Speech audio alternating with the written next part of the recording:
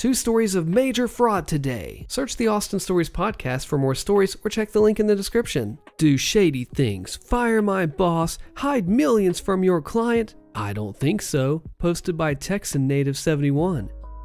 Forgive me if this is long. This happened a while ago, but it's still so fresh in my mind. I left college with a business degree in one hand and no job in the other. And like so many colleges, the promises of alumni willing to give jobs to graduates could not have been further from the truth. So I had to seek out my start from the bottom. I found a good job in operations at a company, well, I can't say who without giving it away, and I had a great boss who taught me pretty much everything I needed to know. Work was great and the money was good. I need to explain how the business worked so you can understand how the plan worked. The corporate office was in California and we were not. There are a lot of things that went on at this company, and I can't get into all of them because it would just take away from the story. But let's just say they had a very Stratton Oakmont vibe when it came to sales. I started out and I worked in operations with some of my smaller clients, but with some help from my boss, I was able to climb the ladder rather quickly to the point of being over all the operations and order processing for the firm. We had a very large client, like 90% of the company's business, and the way that it worked was we had 2 sets of sales reps, TSRs and CSRs. TSRs, they were the heavy hitters who reached out to the other big businesses and tech firms to extend their warranties on a product. They made real good money. The CSRs were more of the mom and pop crowd and the inbound sales calls for those that wanted to extend their warranties. The reps were all given codes that associates the client's files with theirs, so if someone did a renewal automatically, they would get paid as it was their client. Pretty sweet gig. The client hired the firm to be the middleman for their business to business as they handled all of their everyday clients. For every $100 that came into our firm, 18% or $18 would be for the company and the rest would be sent to the clients with the warranties activated. Most of the clients paid by CC or PO with the wire transfer, but there would also be a good amount of checks each week that would need to be processed. A little while after I started, the client check portion was now going to be overseen by one of the sales managers. Didn't really faze me because I was working on the smaller accounts. Since we were a publicly traded company, all the sales reps' orders had to go to operations to be fulfilled. They weren't allowed to process them on their own. This is when things started going downhill. My boss at the time was given temporary access to the financials as they were hiring a new CFO, and he had a background with it. We went to lunch like we had done plenty of times before, but he seemed different. When I asked him if something was wrong, he told me that something looked off with our biggest client for one of the accounts. He wanted to make sure before he said anything to the higher-ups. While this was going on, I had been offered the chance to be our new compliance officer, which means that I would need to make sure that everything was on the up and up. Soon after, I come in to find out that my boss was just terminated for a multitude of reasons, all of which had to be untrue because he was a pretty well-liked guy with not just the company, but with our client as well. As I log into my terminal, I see that before he left, he had given me admin access to his files. Here's where things started to pop off. Remember those checks that clients were sending in to renew their warranties? Well, we were cashing them all right. Apparently, we just weren't adding those renewals to their products in the system. That would have triggered a payout to our client who, as you remember, would be getting 82% of that money. Instead, they were just cashing the checks, keeping the money, and using the interest in the accounts, yes, in the mid-2000s, banks actually paid interest, to cover losses in their collections department. It was wild to see that this was happening, and something had to be done, so I hatched a plan. First things first, secure a new job, because it won't be a fun place to work after this. Done. My previous boss knew of other companies that would scoop me up. put in my notice, and I stated in my exit interview that I just couldn't be a part of what was happening, even though HR was in on this. I wanted it on the record. Next, get approval for overtime for all the operations crew to come in on a Saturday and double pay them. They arrive early Saturday, obviously not too thrilled as to why they are there. But when I explain that if they complete the task, not only do they get their overtime, but they get nice bonuses, they were much happier. They spent the entire day applying all of those checks dated back years to the client accounts. I mean, we're talking millions of dollars. When all the sales reps arrived Monday, they were shocked as heck. Not only did they meet their weekly goals before picking up the phones, they made it into their monthly and quarterly goals too, 2 weeks into the new quarter. Cheers, partying, yelling and screaming, celebrating, except sales management. They went from being really excited to skeptical to confused to, oh crap, in about 2 hours. They realized where it must have come from. Because not only did the company hit all these sales, since it had been over a day, the client came into work Monday to see a very nice payday in their system as well. And, like anyone, they would have questions, and they say they're coming out to congratulate the team on such great numbers. So, management starts scrambling because they can't figure out how this happened, and all under my boss's old login? On my last day, I arrive and I'm in the lobby. I've got my box for the last of my things, and so on. The guy walks up as he's waiting for the elevator with me, and we strike up conversation. He notices my box and jokes about getting fired, and I just tell him, hey, I had a great opportunity come up, so I decided to leave before crap hits the fan, and we laughed. Really nice down-to-earth guy. He realizes we are getting off on the same floor.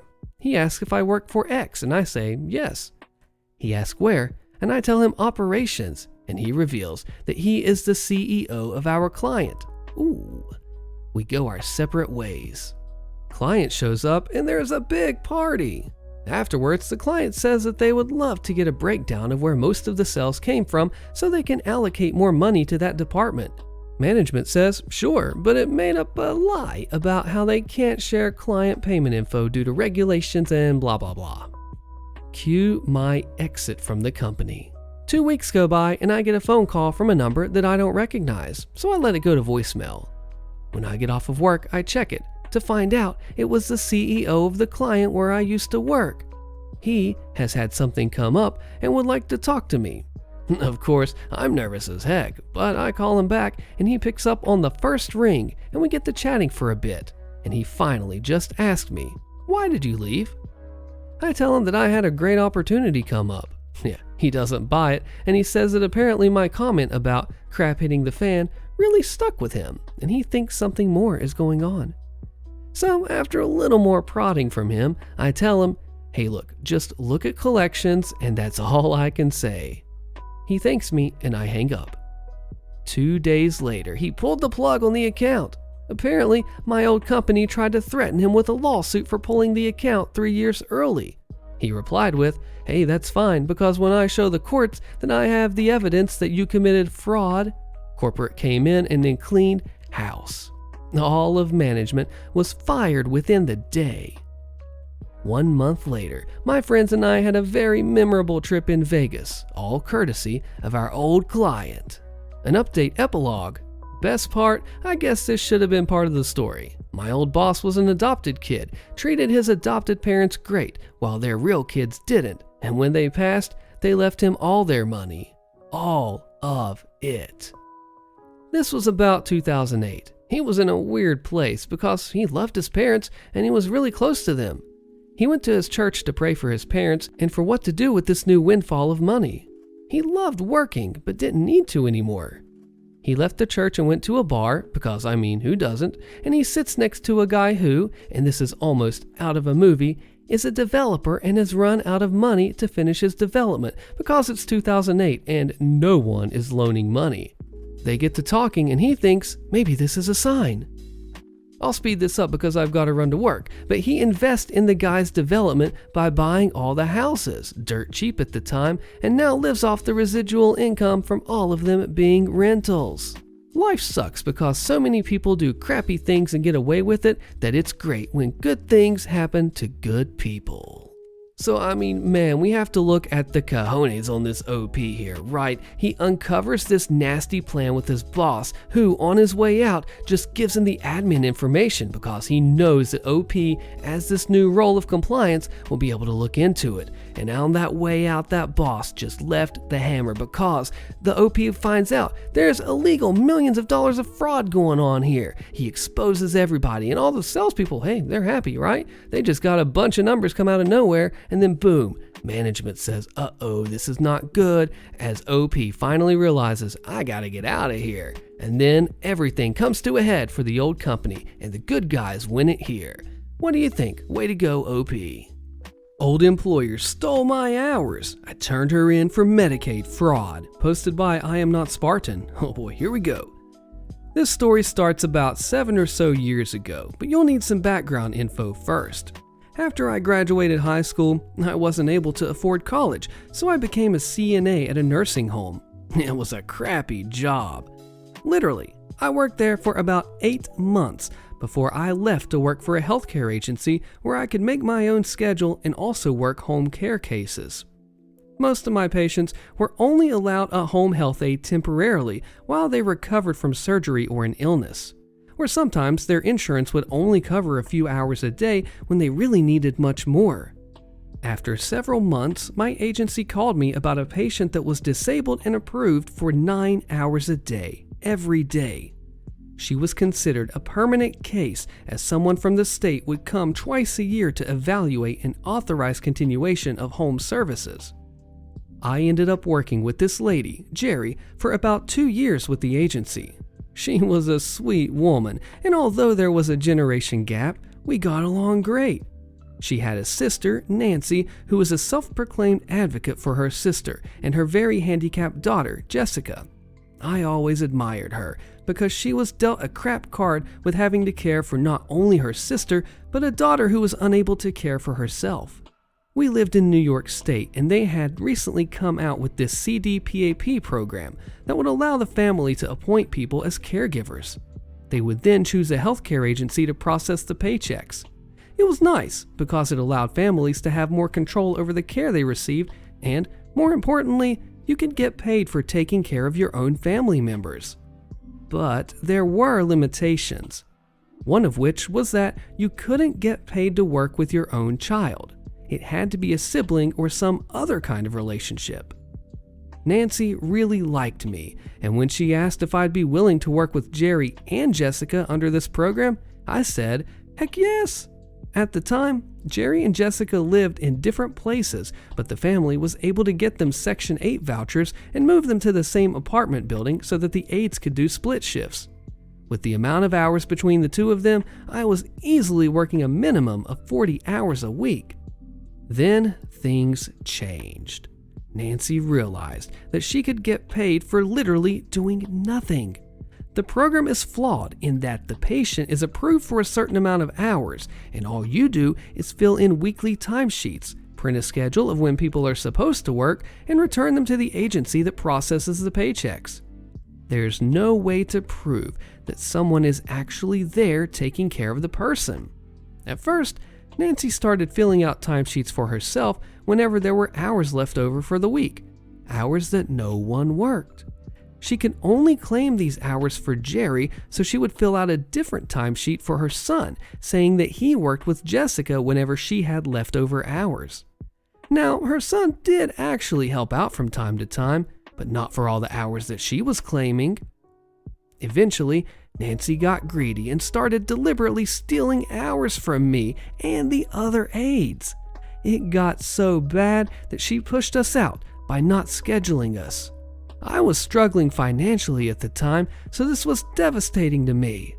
My parents couldn't afford to send me to college, and here I was working my butt off so I could take a few community college classes and pay my bills. There had been some Medicaid cuts, so it wasn't like I could just find another patient.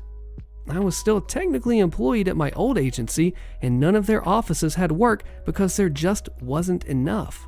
Now, on to the revenge. The second that I realized what Nancy was doing, I started taking pictures of the weekly schedules and everyone's timesheets. And then, once I stopped working there, I called up the Attorney General's Medicaid fraud unit and reported her. I explained the entire story, and for a while, I didn't hear anything. And then, I heard back from an investigator, and I gave him all of the details that he wanted. I had copies of schedules and timesheets to show that Nancy was pretending to schedule aides, but ultimately putting herself and her son on the timesheets. I also had another aide as a witness to back up all of my claims. More months passed, and then I got a call saying that the CDPAP program was a gray area for them, and there wasn't much that they can do because it's hard to prove cases like this. So I just let it go and I forgot all about it. Then, almost 2 years ago, I got a call from the Attorney General's office, and it turns out the case was sent to another investigator and reopened. They wanted to meet with me and go over some evidence. It was over 3 years after I made the complaint, so many of the smaller details had been lost. Turns out, they had been spending the last few years building a case against the family, and they were nearly ready to go to court. And man, did they have a lot of evidence. Apparently, Nancy had forged my signature on timesheets to put hours that I had worked with Jerry under Jessica so she could claim all the hours for Jerry. Then, she was filling out timesheets for her son who wasn't working because he was away at college in a different state. She was just pocketing all the money for herself.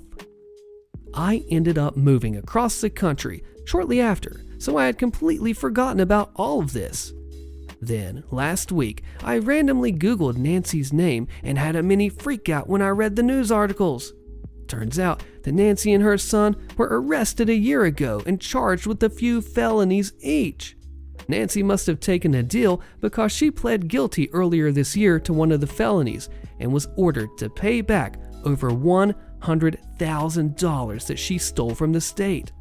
She also got 5 years probation. Not only that, but it made the local news, and it's the first thing that comes up when you Google her name, which I have changed for the purpose of this story. This is insane because this lady, it's so horrible because she was not just doing Medicaid fraud, which is bad enough and illegal, highly felonious in itself. She was doing it against people that were hurt and in need of care. Not only that, her daughter and sister, and then she brought in her son in on this whole mix. How are you going to commit fraud to make money illegally off of your daughter and your sister that need care? You rope in your son who is doing this to his immediate family members, do it for years, screw over the person that's actually trying to help them. This is literally pro-nuclear level of revenge, and she deserved, I want to know if you think that she deserved to have to pay back that $100,000. I mean, imagine Nancy taking that $100K that she made, sticking it in bogglehead style into like an ETF or mutual fund, and just trying to set that up for her future, which it sounds like that, based off of this, she's not going to have much of a future because she is in jail. I would really like to think OP got compensated for this literal theft that was taken from her. Way to go, OP, you did the right thing. Nancy, you and son deserve that jail time. What do you think? HOA commits fraud on dad's house after he died, so we take them down like this. Click the video on your screen, you don't want to miss this insane fallout, and I will see you there.